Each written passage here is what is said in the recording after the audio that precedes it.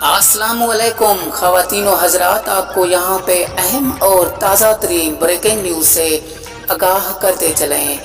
बाबर आज़म का कहना है कि हमारी टीम में एक ऐसे बहुत ही अच्छे बॉलर हैं और जिसकी हमें अशद ज़रूरत है। शाहीन अफरीदी को हमारी टीम में फिर शामिल होना चाहिए।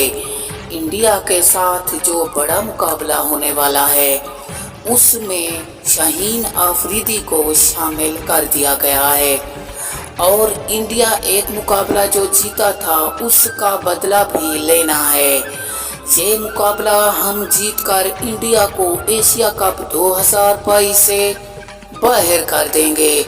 ये बहुत बड़ा फैसला बाबर आज़म का सामने आ गया।